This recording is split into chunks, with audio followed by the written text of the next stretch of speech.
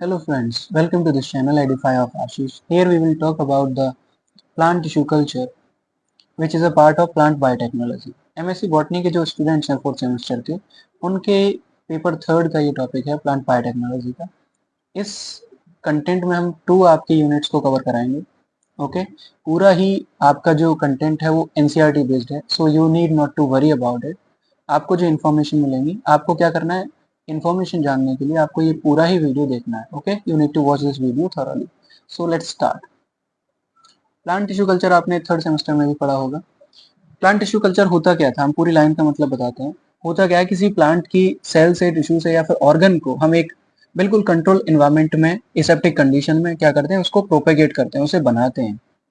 उसके under in undifferentiated sales को, tissue को, ऑर्गन को हम क्या करते हैं, उसको सिंथेटिक मीडिया में, उसको बाय द केमिकल्स क्या करते हैं, हम उसको उगा पाते हैं। ठीक है, और ये हेल्प कैसे हो पाता है, हम कैसे इसको जान पाते हैं। इसका यूज भी आगे है, इकोनॉमिक जैसे कॉमर्शियल एप्लीकेशन के लिए हम इसका यूज करते हैं। ठीक है, बेसिकली क्या है, हम ऐसे उगा कैसे पाते हैं, बिकॉज ऑफ द टोटीपोटेंसी, क्योंकि टोटीपोटेंसी इज द मैन और unique characteristic of a plant cell की बहुत अच्छी ये करेक्टरिस्टिक होती है कि टोटीपोटेंसी हो जाता है। देखा आपने रोज में क्या होता है कि अगर आप उसका स्टेम तोड़ें तो स्टेम कहीं पर लगा दें तो वो रीजनरेट हो जाता है। यही क्वालिटी होती है। टोटीपोटेंसी क्या करती है, किसी भी प्लांट का कोई भाग, कोई भी सेल, वेजिटेटिव सेल, वो क्या कर पाती है, आगे जाके एक होल प्लांट में कन्वर्ट हो जाती है। इसे टोटीपोटेंसी बोलते हैं। एनिमल में कम होता है, प्लांट्स में ज्यादा होता है। ओके, जैसे आपने लिजार्ड में देखा होगा, लिजार्ड में कम ही होता है, उसकी टेल ही रीजनरेट हो पाती है। हिस्टोरिकल पर्सपेक्टिव की बात कर लेते हैं। देखो, हेबरलैंड हेबरलैंड को father of plant tissue culture बोला जाता है। ठीक है, 1819 में, इन्होंने 1819 में बताया था। इससे पहले स्लाइडिन और स्वान ने भी बताया था। स्लाइडिन एक बॉटनिस्ट है, मींस वनस्पति शास्त्री है, और स्वान कौन है, एक जूलॉजिस्ट है। इन्होंने भी पहले ही बताया था कि देखो, प्लांट है और प्लांट की ये चीजें हैं वो आगे जाके कन्वर्ट कर दी जाती हैं, आगे जाके इन द कंट्रोल मीडियम वो आपको क्या कर देंगे, एक होल प्लांट में चेंज कर सकती है। ठीक है, ये उन्होंने बताया था।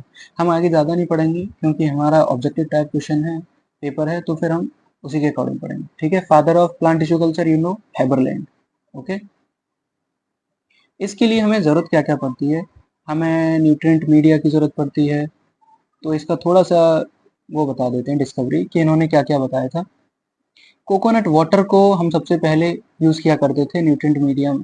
ठीक है, क्योंकि वो यंग एम्ब्रियोज को स्टिमुलेट करता था डेवलपमेंट के लिए, उसका यूज़ करते थे। फर्दर हम इन विट्रो कल्चर में बहुत सारी चीज़ों का यूज़ करते थे, जैसे ऑरेंज मिल्क है ना, कॉर्न मिल्क है, ऑरेंज जूस है, बाकी बहुत सारी चीज़ों का यूज़ करते थे। इन vitro culture you know very well. जैसे एनिमल्स में आईवीएफ होता है ना, देखा है ना आपने, टेस्ट ट्यूब बेबी। तो उसमें ये एनिमल्स में, प्लांट में क्या होता है, प्लांट के किसी एक्सप्लांट को लैब के थ्रू, मतलब अंदर ना कर, जो आपका जो रीजनरेशन है, रिप्रोडक्शन है, वो अंदर ना होके, सेक्शुअल ना होके, वो कैसा होता है, आउटसाइड होता है, means in the lab. Lab method से हम उसको करते हैं, तो वही होता है आपका इन विट्रो। सो हमें इसका नहीं यूज करना है, हमें किसका यूज करना है, नेक्स्ट। ओके, इसको पढ़ते हैं। इसमें से आपको डिस्कवरी कौन कौन सी याद करनी है वो हम बता देते हैं। ये आपको पता ही है, हेबरलैंड ने प्रपोज किया था, है ना, क्या, प्लांट टिश्यू कल्चर। और एक वेंट नाम का है, वेंट ने क्या किया था, सबसे पहला प्लांट ग्रोथ हार्मोन उन्होंने डिस्कवर किया था।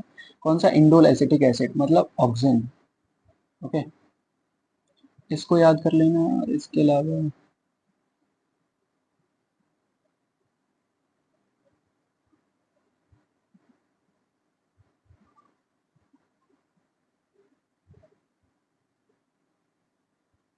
हाँ, ये याद कर लेना, 1981 somaclonal variation was introduced by Larkin and Scowcroft. ठीक है, इसके द्वारा सबसे पहले इंट्रोड्यूस करा गया था, लार्किन और स्कोक्रॉफ्ट के द्वारा सोमा क्लोनल वेरिएशन यूज करा गया था इन प्लांट टिश्यू कल्चर। ये पूरा ही प्लांट टिश्यू कल्चर है। और आगे हॉर्ड्स और उसके काफी ज्यादा जो दोस्त थे, मतलब कलीग्स, उन्होंने भी बताया था किसके बारे में, कि टोबैको प्लांट्स की लीफली, और इसको आगे जाके कल्चर किया bacterium with the agrobacterium tumefaciens. तो टोबैको के ऊपर उन्होंने वर्क किया था, तो आपको इसको याद रखना है। अब पढ़ते हैं थोड़ा सा। ठीक है, plant cell tissue plant cell and tissue culture technique क्या क्या है? होता क्या है, प्लांट के किसी भी पार्ट से, जैसे कि लीफ है, एपिकल मेरिस्टेम है, एम्ब्रियो है, कोटिलेडन है, हाइपोकोटल है, इनका हम यूज कर लेते हैं, ठीक है। और इनको जब लेते हैं तो इन्हीं को बोलते हैं एक्सप्लांट। क्या बोलेंगे? एक्सप्लांट। किसी पार्ट को ले लें उसको एक्सप्लांट बोलेंगे। फिर इन एक्सप्लांट को क्या किया जाता है, न्यूट्रिएंट मीडिया में क्या कर दिया जाता है, ट्रांसफर कर दिया जाता है। न्यूट्रिएंट मीडिया भी बताया था ना, जैसे हम 1980 1950 के आसपास क्या करते थे, उनका यूज करते थे, जैसे कि कोकोनट कोकोनट मिल्क है ना, कोकोनट का यूज करा करते थे, कोकोनट वाटर का। तो न्यूट्रिएंट मीडिया में बहुत सारे पार्टिकल का, बहुत सारे केमिकल्स का यूज करा जाता है, बहुत सारे आपका, जैसे whole plants can be regenerate through in vitro culture. तो होता क्या था, न्यूट्रिएंट मीडिया में लाया जाता था एक्सप्लांट को, उसके बाद में पूरा ही प्लांट रीजनरेट हो जाता था, किसमें? इन विट्रो कल्चर में, ठीक है। लेकिन इसमें कंडीशन क्या होती थी कि आपकी इन विट्रो कल्चर से साफ हो जाता है कि पूरा ही जो आपका बेस्ड है वो पूरा कंट्रोल एनवायरनमेंट है, एसेप्टिक कंडीशन में आप वो काम कर रहे हैं, ओके। तो बहुत सारे रिसर्च कराए गए, एक्सपेरिमेंट करे गए थे कि प्लांट्स ऊपर, प्लांट ऑर्गन्स के ऊपर, plant species respond in different ways their nutritional requirement and physical condition under in vitro culture condition. ये भी होता है कि कौन सा स्पीसीज किस प्रकार से वर्क करता है, ये भी आपका इसमें ही इन विट्रो कल्चर में रिएक्ट, मतलब रिस्पॉन्स देखा गया है। जैसे कि अगर हम एग्जांपल दें, immature embryos are more responsive than apical meristem. Immature embryo होंगे वो ज्यादा रिस्पॉन्स करते हैं बजाय किसके? एपिकल मेरिस्टेम के, ठीक है। मतलब जो एम्ब्रियोज हैं उनको जल्दी फॉर्म करा जा सकता है।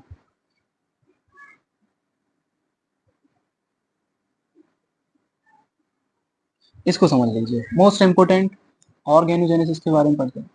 देखो, plant regeneration in culture can mostly be achieved in two morphological pathway. कौन कौन से? ऑर्गेनोजेनेसिस और सोमेटिक एम्ब्रियोजेनेसिस, दोनों को पढ़ते हैं।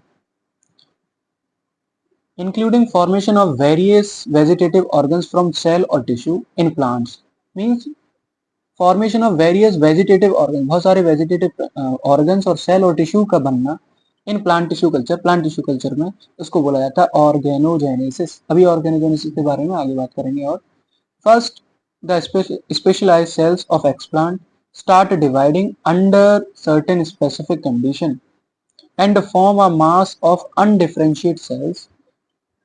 This process is called D differentiation. Means क्या होता है, जैसे ही हमने एक्सप्लांट लिया और एक्सप्लांट इन विट्रो कंडीशन में, उस कंडीशन में क्या करने लग गया, अनडिफरेंशिएट सेल्स को बनाने लग गया, इसको बोलेंगे डी डिफरेंशिएशन।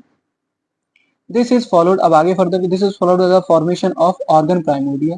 फिर इसके बाद में आगे ऑर्गन बनने लग जाते हैं, प्राइमोडिया बनने लग जाते हैं, मतलब लीव वगैरह लाइक शूट और रूट बनने लग जाते हैं, इसको बोलते हैं री डिफरेंशिएशन। क्लियर?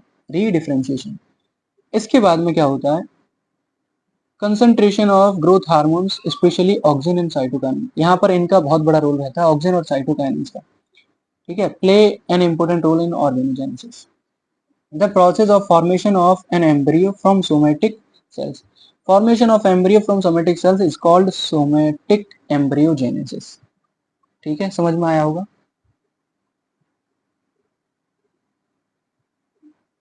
बस जो मेन मेन इंपॉर्टेंट है वो आपको पढ़ना है, ज्यादा नहीं पढ़ना। इसकी बात कर लेते हैं अभी थोड़ा सा।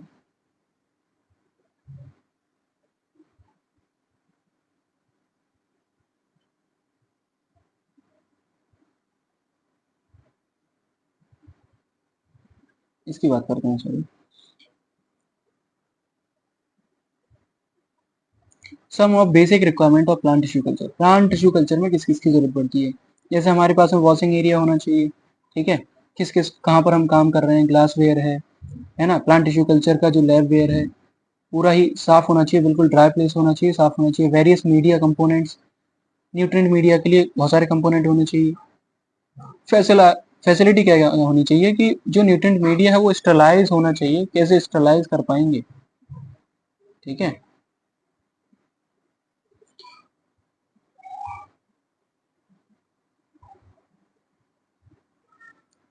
Step of plant tissue culture क्या होगा आगे जाके, ठीक है। ये आपका कंट्रोल मीडिया के बारे में दे रखा है, कैसे आप प्लांट जो लैब है उसको कंट्रोल करते हैं। सभी कंडीशन कैसी होनी चाहिए आपकी? अंडर कंट्रोल होनी चाहिए। सबसे पहले हम selection of suitable nutrient media का यूज करेंगे, जिससे कि स्टरलाइजेशन के लिए कि हम क्या कर पाए, तो उसको स्टरलाइज भी कर पाए अच्छी तरह से और वो वर्क भी करे। ठीक है। नेक्स्ट है selection of starting desired material for tissue culture. हमें एक्सप्लांट कौन सा लेना है ये भी हमें डिसाइड करना पड़ेगा, है ना, कौन से एक्सप्लांट से कौन सी चीज जल्दी डेवलप हो पाएगी। जैसे कि कोई भी ऑर्गन है, पार्ट है, ठीक है, प्लांट टिश्यू कल्चर में रीजनरेट हो पाए, मास ऑफ अनडेफिनिट सेल्स हो पाए, ठीक है, उसको एक्सप्लांट बोलते ही बता दिया। सरफेस स्टरलाइजेशन कर लेंगे। प्लांट एक्सप्लांट लिया हमने, एक्सप्लांट को बिल्कुल अच्छी तरह से साफ कर लेंगे। इनोकुलेशन ऑफ एक्सप्लांट मींस जो हमने एक्सप्लांट लिया है अब उसको हम न्यूट्रिएंट मीडिया में डाल देंगे। ओके, देखो ये दिखाई दे रहा होगा। सबसे पहले हमने क्या किया है, ये सबसे पहले इनको हमने एक्सप्लांट लिया और उनको कट किया, ठीक है, और इसको फिर आगे आगे जाके ग्लास वेयर में जाके डाल दिया है। ये लैब पूरा मेथड है। ग्लास वेयर में डाला और ग्लास वेयर में जब डाला गया उसके बाद में इस प्लांट को कहाँ पर रख दिया गया, एक छोटे से ग्लास में रख दिया गया, उसको पूरा ही कंट्रोल मतलब सील्ड होता है पूरा ही, न्यूट्रिएंट मीडिया इसमें डला हुआ है, ठीक है। उसके बाद में ये देखो प्लांट रीजनरेट कर रहा होता है, इसमें थोड़ा सा जो शूट और रूट है दोनों ही डेवलप होते हैं। इसके बाद में ये कंडीशन आगे बढ़ रही होती है और पूरा ही प्लांट हमें बाद में इसको आगे जाके एज ए मतलब क्रॉप की जगह यूज कर लेते हैं, बहुत सारे वेरियस ऑफ प्लांट डेवलप कर लेते हैं। ओके, समझ में आया। ये जो वैरायटी है टोमेटो के ऊपर बताई गई है, टोमेटो को रीजनरेट करा गया था, ठीक है। ये आपके स्टेप थे कि germination of seed, culture in culture bottle, explant लिया जाता है, प्रिपरेशन ऑफ जर्मिनिंग सीड और germinating seed, regenerating callus, calli with shoot buds, मतलब शूट बर्ड्स को लिया जाता है, ठीक है। ये आपको इतना जानने की जरूरत नहीं है। अगला टाइप था कि ग्रोइंग ऑफ कल्चर। अब कल्चर को कैसे वहां पर जाके ग्रो करा जाएगा। Plant tissue culture room under suitable physical condition, सभी कंडीशन कैसी होती हैं, जैसे कि लाइट है, टेम्परेचर है, ह्यूमिडिटी है, स्मॉल कैलाई है, are regenerating on cotyledon explant unsuitable tissue culture media. कहने का मतलब है छोटे छोटे जो कैलाई हैं, कॉटिलिडन है, वो बढ़ने लग जाते हैं उस कल्चर में। ट्रांसफर ऑफ ग्रोइंग कल्चर, उस जो कल्चर हमने किया है उसको अब ट्रांसफर कर रहे होते हैं। Unsuitable media to regenerate shoots and their elongation, excision of regenerate shoot, फिर आगे बढ़ने लग जाते हैं शूट और बढ़ते हैं, ठीक है, रूटिंग होने लग जाती है। Transfer of plantlets to sterilise soil in the pots. कहने का मतलब है जो हमारे पास में प्लांटलेट्स बने हैं, जो पौधे बन चुके हैं, अब उनको स्टरलाइज करके रूट्स में डाल दिया जाता है। अभी देखा था ना आपने। अच्छा, न्यूट्रिएंट मीडिया की बात कर लेते हैं।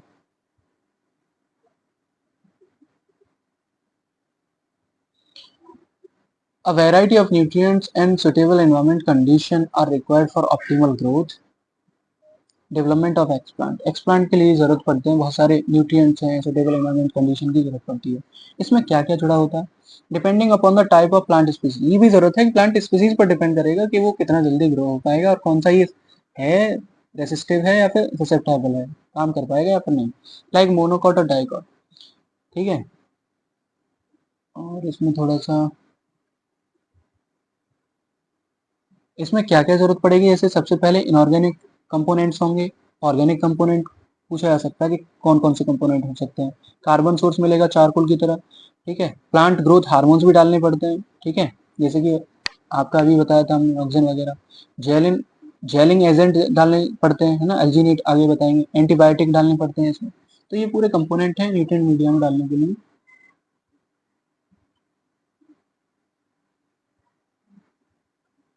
देखिए मैनी इनऑर्गेनिक,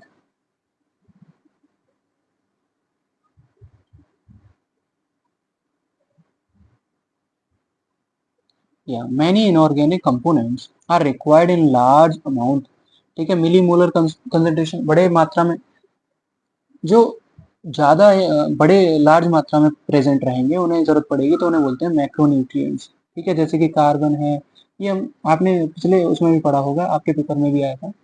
कैल्शियम है, हाइड्रोजन है, पोटेशियम है, मैग्नीशियम है, ऑक्सीजन, नाइट्रोजन, जो इन्वायरमेंटली हमें मिलते हैं, ठीक है, फास्फोरस, सल्फर, जो मैक्रोन्यूट्रिएंट्स में आएंगे। माइक्रोन्यूट्रिएंट्स जैसे कि आपके पास में क्या मिलेगा, मॉलिब्डेनम है, बोरोन है, कोबाल्ट है, आयरन, मैग्नीज, ठीक है। तो आपके वो माइक्रोन्यूट्रिएंट्स हैं। जिंक भी आपको इसमें आएगा। Amino acids and vitamin are common organic supplement, ये आपके कौन है, कॉमन ऑर्गेनिक सप्लीमेंट है। ऑर्गेनिक मतलब कार्बनिक है, जो यूज करे जाते हैं कल्चर मीडिया में। Amino acids serve as nitrogen source. Amino acid question पूछा जा सकता है, बताओ कि इसमें नाइट्रोजन सोर्स की तरह कैसे कौन काम करता है न्यूट्रिएंट मीडिया में। तो एमिनो एसिड्स, जैसे कि एग्जांपल दे दें तो अर्जिनाइन है, एस्पाराजीन है, ग्लाइसिन है, प्रोलीन है, ये सभी एमिनो एसिड्स हैं। विटामिन एडेड करी जाती हैं कल्चर मीडिया में, जैसे कि विटामिन बी है, विटामिन बी3 है, विटामिन बी6 है, पायरिडॉक्सिन उसी को बोलते हैं। फॉर इन विट्रो कल्चर, ठीक है। Sucrose is consider as the best carbon source. Sucrose को यूज करा जाता है, मेन इंपोर्टेंट, सुक्रोज को यूज करा जाता है किसके लिए, बेस्ट कार्बन सोर्स माना जाता है। And is use to concentration of about 2 to 5%, ठीक है। अदर सोर्सेज यूज करे जाते हैं जैसे ग्लूकोज है, fructose, mannose. Plant growth hormone की कौन कौन सी जरूरत पड़ती है,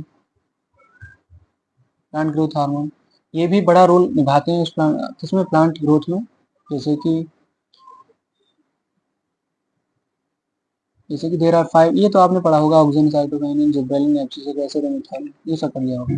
however auxin and cytokinin are most commonly use in plant tissue. Auxin और साइटोकाइनिन ही मोस्टली यूज करे जाते हैं प्लांट टिश्यू कल्चर में। क्वेश्चन पूछा जा सकता है, इनका जो रेशियो एंड कंसंट्रेशन होता है वो डिटरमाइन करता है ऑर्गन के प्रोडक्शन के लिए, कल्चर सेल के लिए, टिश्यू कल्चर के लिए, ठीक है। सो जो इम्पोर्टेंट है सिर्फ उसी पर देखेंगे। जेलिंग एजेंट की बात कर लेते हैं। देखिए, therefore depend upon the type of explant their concentration may vary in nutrient media, मतलब उनका जो concentration है वो अलग अलग हो सकता है न्यूट्रिएंट मीडिया में।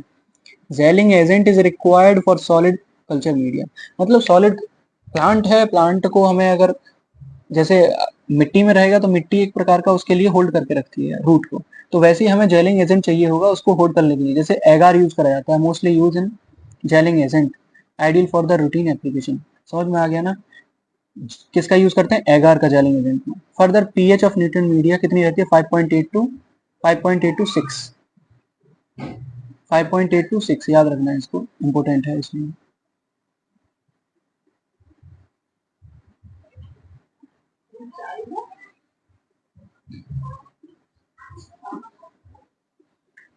Increase in pH increases the hardness of medium and decrease in pH, मतलब कहने का मतलब है जो मीडियम है उसकी हार्डनेस बढ़ जाती है, इंक्रीज होगी तो इंक्रीज होगी, decrease of poor solidification of media, जो सॉलिडिफिकेशन है वो कम हो जाएगा। जो मीडियम है, न्यूट्रल मीडिया है, उसको अगर आप कम कर देंगे पीएच तो कम ही रहेगा, ओके।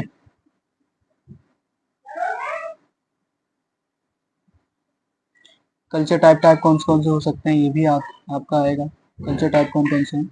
तो प्लांट टिश्यू कल्चर कैटेगराइज इन ऑर्गन कल्चर है, कैलस कल्चर है, सेल सस्पेंशन है, सेल सस्पेंशन कल्चर है, प्रोटोप्लास्ट कल्चर है,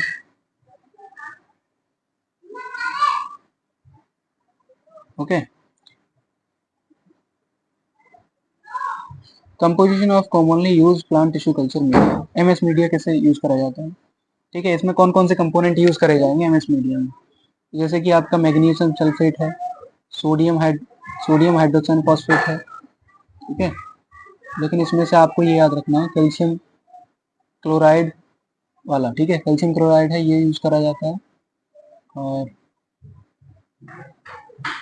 ये इनऑर्गेनिक थे ऊपर वाले, ये हैं ऑर्गेनिक सप्लीमेंट। कौन कौन से, वाइटामिन यूज करिए, थायमिन, पायरिडॉक्सिन, निकोटिनिक एसिड, ठीक है। और अदर यूज करे जाते हैं आपके माइनेस्टॉल और ग्लाइसिन। क्वेश्चन पूछा जाएगा मैक्रोन्यूट्रिएंट ये वाले हैं, माइक्रोन्यूट्रिएंट ये हैं। माइक्रो कौन से ज्यादातर यूज करे जाते हैं, जैसे कैल्शियम क्लोराइड है, ठीक है, मैग्नीशियम सल्फेट है, या पोटेशियम नाइट्रेट है, ठीक है, पोटेशियम नाइट्रेट है।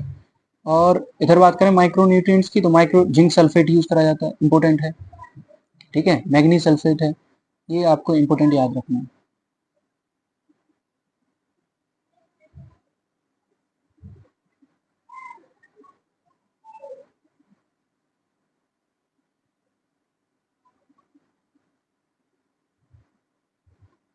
इसको ऑप्शन में लीजिए। Cultivation of plant organ like roots, anther, ovary, embryo, endosperm, seeds etc under laboratory condition is called organ culture, means ऐसे cultivation of plant organ, plant के ऑर्गन को कल्टीवेट करना। कल्टीवेशन तो जानते हैं ना आप, कैसे पैदावार करी जाती है, कैसे पौधों को उगाया जाता है। तो कल्टीवेशन, उनका कल्टीवेशन करना, जैसे कि रूट्स हैं, जड़ है, एंथर है ना। एंथर कौन सा, स्टेमन वाला। ओवरी है, उसका ओवरी है प्लांट का, एम्ब्रियो है या फिर एंडोस्पर्म है, सीड्स हैं, उनको अगर लेबोरेटरी कंडीशन में उगाया जाता है तो उसको बोला जाएगा ऑर्गन कल्चर। क्या बोला जाएगा, organ culture. Organ culture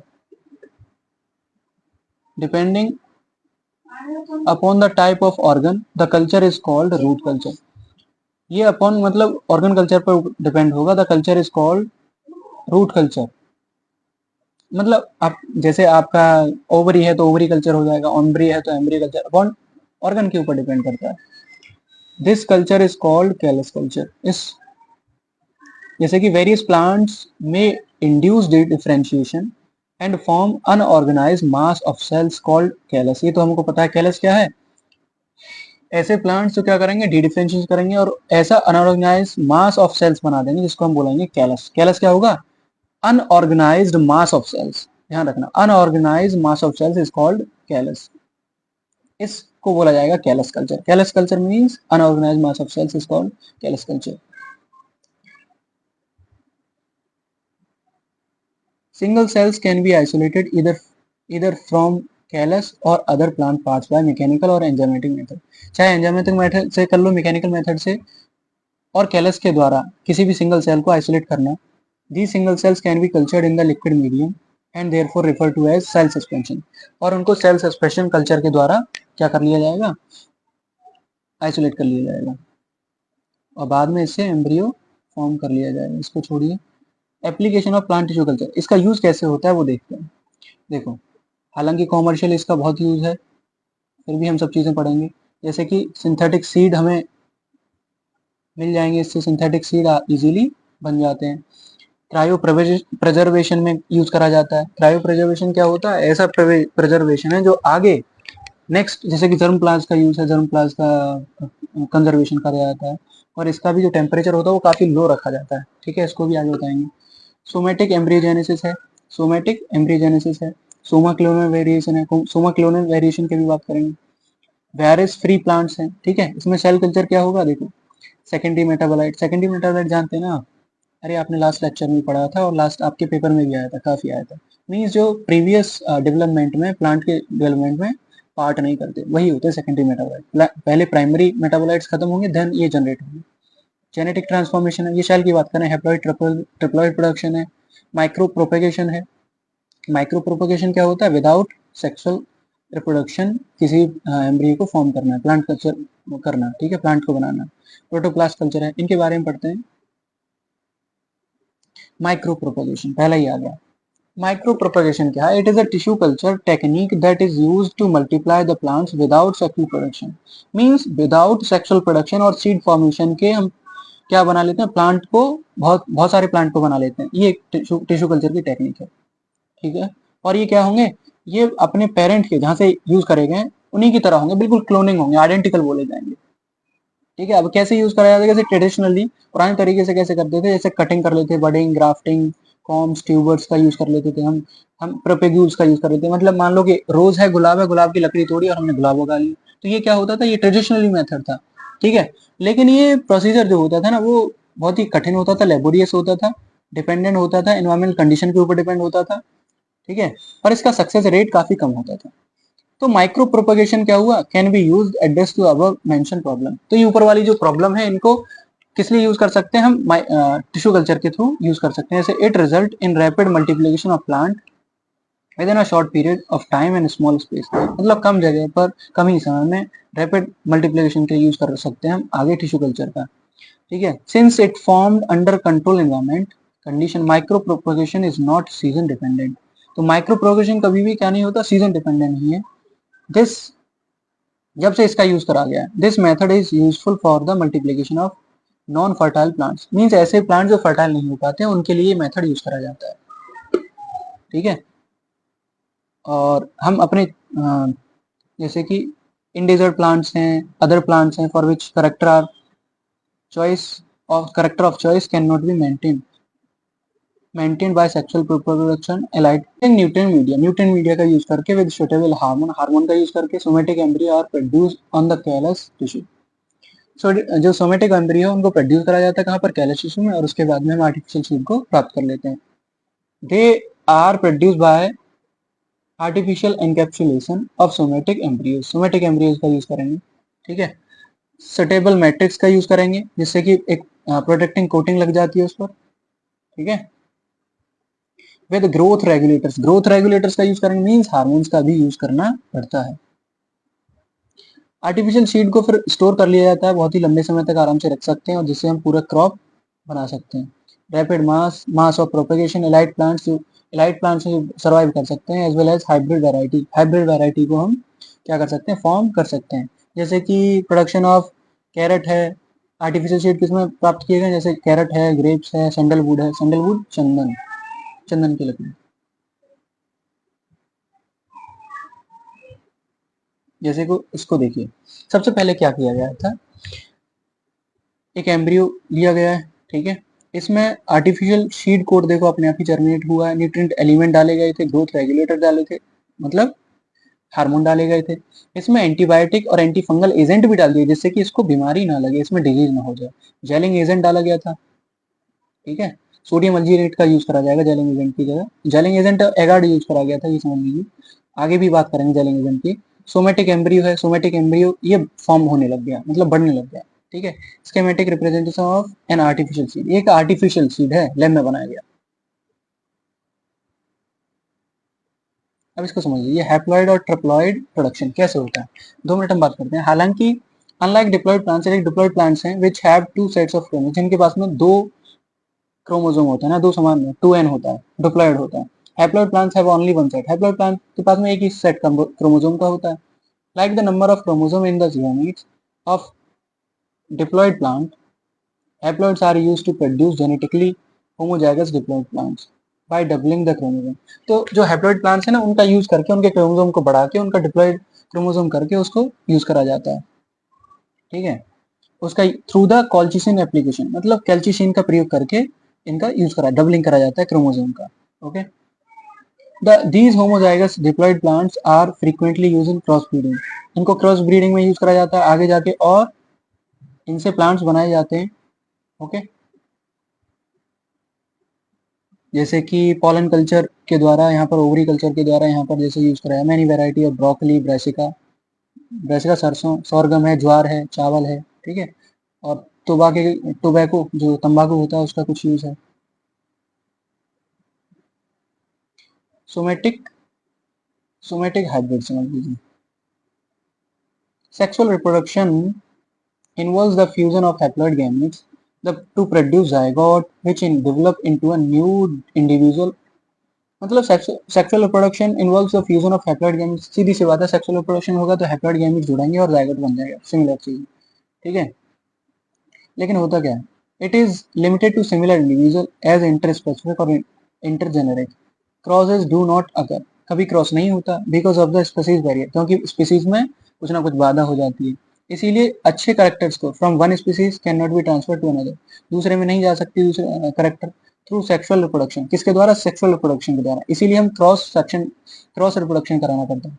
somatic hybridization provides an excellent alternative of obtain hybrids from distantly distantly related species. कहने का मतलब, मान लो एक प्लांट यहाँ पर है और एक प्लांट दूसरा है और उसका करेक्टर दूसरे में मिलाना है, तो उसमें सोमेटिक हाइब्रिडाइजेशन यूज करा जाता है, ओके। उनको क्या किया जाता है कि plant cell is digested in with the enzyme, plant cell को डाइजेस्ट करा जाता है, लाइक सेलुलोजेज है, पैक्टिनेजेज है, इन एंजाइम के द्वारा। और प्रोटोप्लास्ट को आइसोलेट कर लिया जाता है, प्रोटोप्लास्ट को क्या कर लिया जाता है, सेल विदाउट सेल वॉल, ये क्या है, उसको क्या कर लिया जाता है, प्रोटोप्लास्ट को आइसोलेट कर लिया जाता है। When brought to close contact, जब दोनों साथ में लिए जाते हैं तो protoplast tend to fuse with the each other with the help of polyethylene glycol. तो पीईजी की हेल्प से प्रोटोप्लास्ट एक दूसरे में क्लोज क्या हो जाते हैं, वो टेंड कर पाते हैं, फ्यूज हो जाते हैं। समझ में आया, किसकी वजह से, पॉलीइथाइलिन ग्लाइकॉल, पीईजी पूछा जा सकता है प्रोटोप्लास्ट में।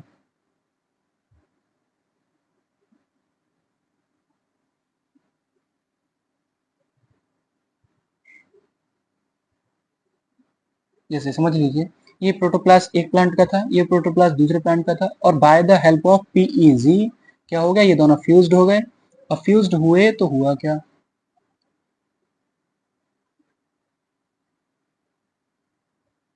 अभी थोड़ा सा और पढ़ते हैं उसके बाद में डिस्कस करेंगे। Irrespective of the source of plants, this method of fusion protoplast from somatic cells is somatic hybridization. Somatic hybridization का मतलब समझ में आया, प्रोटोप्लास्ट का लिया जाएगा। क्यों लिया जाएगा, क्योंकि कुछ प्लांट्स ऐसे हैं जिनको सेक्सुअल रिप्रोडक्शन के द्वारा क्या नहीं किया जा सकता, उनके बैरियर के द्वारा उनमें सेक्सुअल रिप्रोडक्शन नहीं हो सकता। तो एक करेक्टर, एक प्लांट का करेक्टर और दूसरी स्पीसीज जो दूर स्पीसीज है उसका प्लांट का करेक्टर के साथ में लेना हो, तो उसके लिए somatic hybridization is very important. उसके लिए हम किसका यूज कर लेते हैं, प्रोटोप्लास्ट का। प्रोटोप्लास्ट को हम आइसोलेट कर लेते हैं, उसके बाद में एंजाइम का यूज करके और पीईजी का यूज करके ये आइसोलेट हो जाते हैं, फ्यूज कर जाते हैं, और बन जाता है आपका हाइब्रिडाइजेशन हो जाता है सेल्स का। देखो आगे पढ़ते हैं। First time 1972 by Carlson and his associate, और उसके साथियों ने इसका यूज करा था।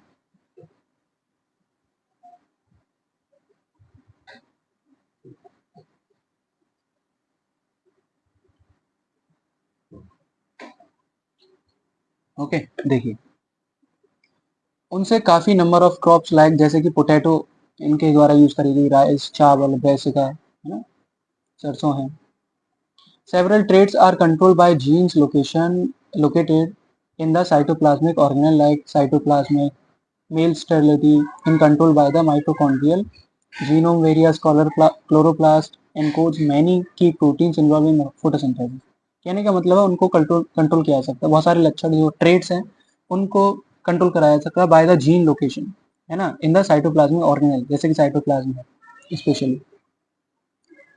तो करा क्या जाता है, प्रोटोप्लास्ट के फ्यूजन के बाद में ये अपॉर्चुनिटी मिल जाती है combined nuclear genome, opportunity to combine nuclear genome of the one parent with mitochondrial और plastid genome of another parent। मतलब एक पेरेंट के जीनोम को और दूसरे पेरेंट के न्यूक्लियर जीनोम को मिला दिया जाता है। इससे प्रोसेस क्या होता है, this process of combining cytoplasmic genome of one parent with nuclear genome of other parent, इसको बोला जाता है हाइब्रिडाइजेशन। मींस किसका यूज कर लिया हमने, साइटोप्लाज्मिक जीनोम का यूज कर लिया। और साइटोप्लाज्मिक जीनोम का यूज करा जाता है तो यहाँ पर देखो फ्यूजन ऑफ न्यूक्लियाई ए और यहाँ पर लॉस ऑफ न्यूक्लियाई बी, तो क्या बनेगा, एक हाइब्रिड प्लांट बन जाएगा। इसको बोलेंगे सोमेटिक हाइब्रिड प्लांट। लेकिन यहाँ पर किसका यूज करा है हमने, साइटोप्लाज्मिक जीनोम का यूज करा है, तो इसको हाइब्रिड बोलेंगे, सोमेटिक हाइब्रिड प्लांट। ओके, इसीलिए हमने बताया नहीं था पहले, इसको समझ लीजिए। Production of virus free plant कैसे यूज करा जाएगा, जैसे कि कभी कभी क्या होता है, क्रॉप प्लांट्स वायरसेस के द्वारा, इनके द्वारा क्या हो जाते हैं, उनके द्वारा कीड़ा लग जाता है मान लीजिए, और वो सरवाइव नहीं कर पाते, उनकी प्रोडक्टिविटी, उनका उत्पादन सही नहीं हो पाता। ठीक है, तो वेजिटेटिव प्रोपेगेशन के लिए, प्लांट को उगाने के लिए किसी पार्ट से virus infection is a serious problem, बिल्कुल घातक प्रॉब्लम है ये। तो as the entire clonal population raised from infected stock will also be infect with the viruses. तो कहने का मतलब अगर मान लो कि प्लांट हो भी गया है तो पूरी जो आपकी जो यील्ड हुई है वो भी बेकारी हो जाती है। तो वायरस फ्री प्लांट प्राप्त करने के लिए क्या करना पड़ेगा, ये इंपोर्टेंट करना पड़ेगा, इंपोर्टेंट में टू मेंटेन यील्ड को प्राप्त करना पड़ेगा, पैदावार को रोकना पड़ेगा, उसकी क्वालिटी को बचाना पड़ेगा, और प्लांट को सही तरह से प्रोपेगेट करना पड़ेगा। होता क्या है, मजेदार बात क्या है कि वायरस पार्टिकल्स है ना, वो किसी किसी जगह पर प्लांट बॉडी पर इन्फेक्ट कर पाते हैं, जैसे कि जनरली जनरली क्या है, कुछ ही मतलब the virus particles have uneven distribution through out the plant body, मतलब अनइवन उनका डिस्ट्रीब्यूशन होता है, हर एक जगह नहीं। जैसे कि जनरली क्या होता है, एपिकल और axillary meristem are free from virus particle.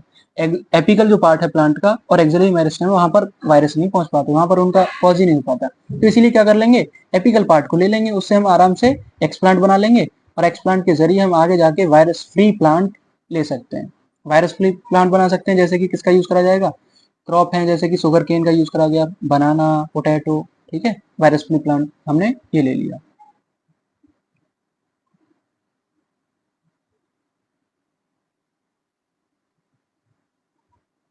ये हो गया।